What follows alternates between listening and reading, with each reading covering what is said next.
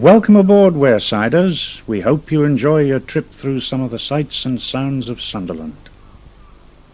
Well, there's a sorry sight for a start. Is it a dead crane, Dad? Afraid so, Sam.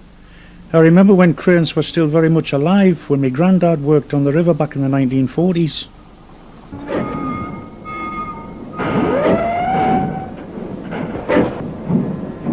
This is Austin's shipyard, just one of many on the weir in 1948.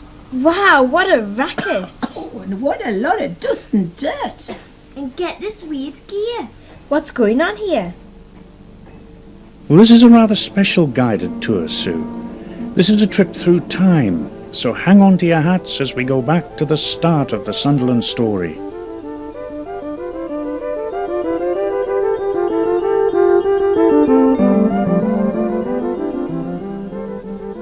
Oop, this place is okay for plants, but not humans.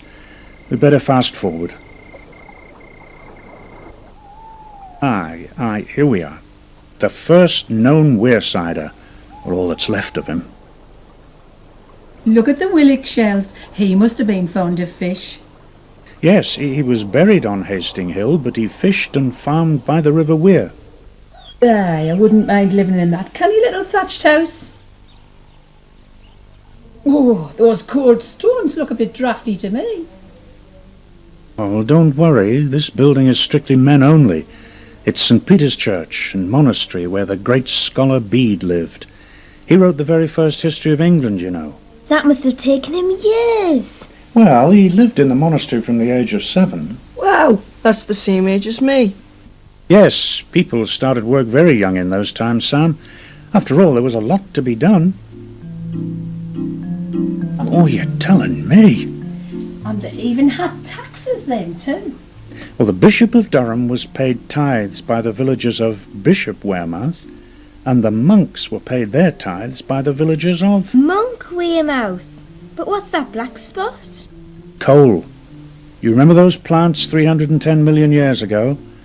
Well, now they've turned to coal, and it's going to make Sunderland rich. Aye, where there's muck, there's money. Tons of coal mined around Fatfield and Offerton were loaded onto keels and shipped downriver. The coal fired furnaces under great iron pans full of seawater. The water boiled away, leaving Salt, to be shovelled out of the pan. I want everyone's food to keep it fresh. Why didn't they just use the fridge? Would have been a bit tricky plugging it in, Sam. The salt pans were soon joined by lime kilns, glassworks, and rope walks, all of them using coal and all of them shipping goods from the weir. Laura people must have worked on the river. Where did they live? Well, many of them lived in Monk Wearmouth and Bishop Wearmouth, around the parish church of St. Michael. But more and more lived in Sunderland, which in 1719 finally got its own church of Holy Trinity to serve the fast-growing community. The river looks really busy. That's true, Sue. In 1717, the River Wear Commissioners were formed to look after it. They dredged it and built piers and lighthouses. And when John Raine drew this eye plan, he showed us exactly how busy Wearsiders lived 200 years ago.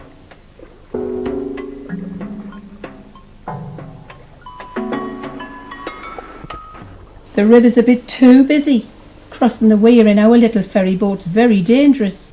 Look out! Oh, no, man! Oh, dear. We need something safer to get us across the river. We need a bridge. Thursday, the 9th of August, 1796, the longest single-span iron bridge in the world was opened, spanning the craggy banks of the weir. What's all the fuss about? Haven't folks seen a bridge before? No, they've never seen anything like this, Sam. It's the wonder of its age. It's a bit like seeing the first spaceship land on the moon. The bridge brought everyone together into one town. and the Wearmouth Bridge that replaced it in 1929 still does the same job. So the Sunderland we know today was taking shape. But who ran it? Well, there were the improvement commissioners who met in the Exchange building, magistrates, and freemen. And then in 1836 the first mayor and corporation were elected, and they really had some problems to face.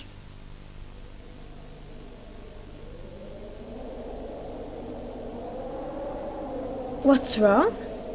Times were grim, Sue, and disease struck in the dark, crowded alleys of the East End. 200 dead, including local hero Jack Crawford, one of the town's best-known seamen. The sea took its toll of human life too, and of the many widows and orphans left, the luckier ones found refuge in Trafalgar Square, or the orphanage on the town moor.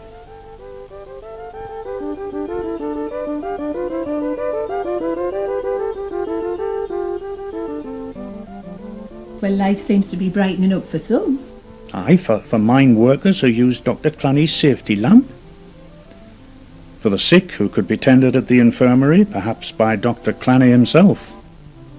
For water users, there's a powerful new supply from Sunderland and South Shields Water Company. Oh, worse luck. For everyone in the now gaslit streets. Better housing for some Wearsiders, from the very rich with their servants to the not-so-rich in their cottage rows. And we workers own our own homes. Aye, there's not many outside Sunderland can say that.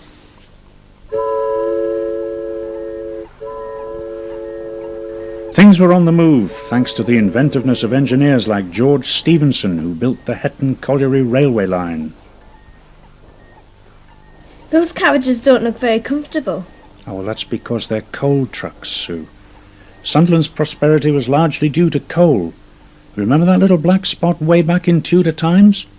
Well, it grew and grew, bringing with it miles of railway, tons of shipping, and finally a huge new South Dock, promoted by George Hudson, the MP for Sunderland.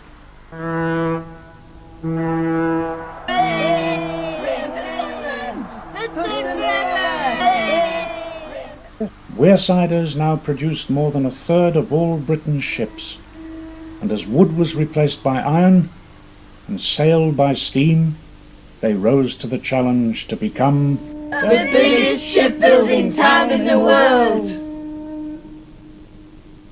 Hey, I'd really like to go to sea in a ship like that. Not yet, Sam. You're off to school.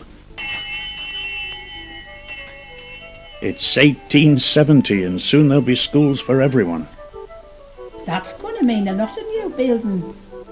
Yes, and it's not only schools they're building in Sunderland. There's parks, and theatres, a museum, and library, the new town hall, and the fire station, offices, shops, and tramways. It was all happening then. So it was, but all good things come to an end. The money ran out, and the building stopped on the new South Pier. Aye, and never started again.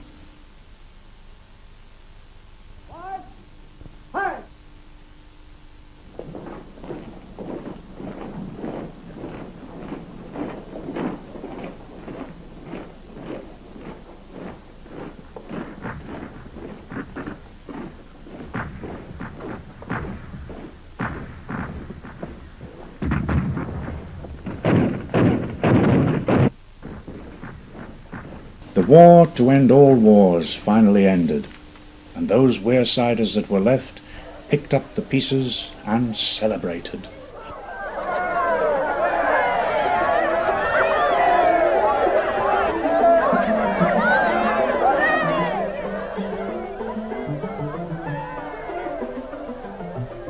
Here, look who's next to Britannia. Good old Wallace the Lion. And our lion-hearted lads won the FA Cup in 1937.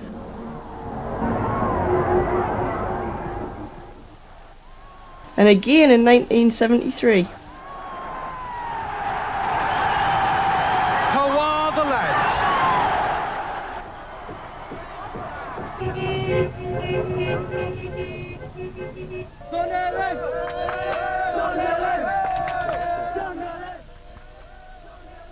But times were still harsh,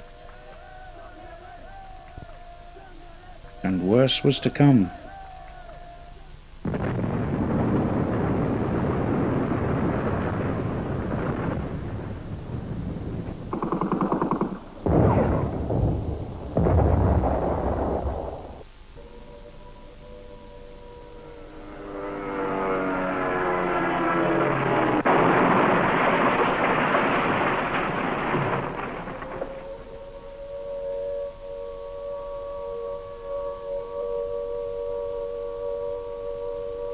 Once again, Wearsiders had survived death and destruction, and once again they put their lives back together. Aye, we're all definitely Going places!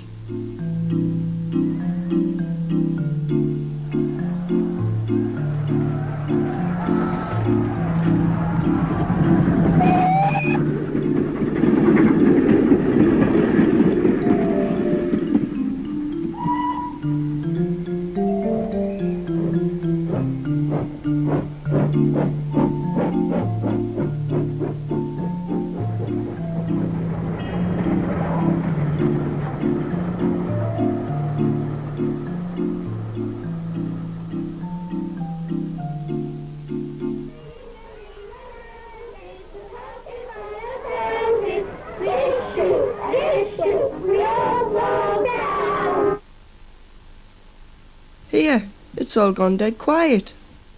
That's because the industries that made Sunderland have gone. All those coal-based industries, remember? Aye, the lime kilns, the potteries, the rope works, even the coal drops themselves. All gone. Shipbuilding battled on right up to 1990 when the last ship left the weir. I bet the brewery's still here. And the lemonade factory. And the glass works. And there seems to be some new developments every day. And we're all part of it. That means you too. Aye, now you've shared the Sunderland story with us. You're all Wearsiders too. Cheers! Cheers.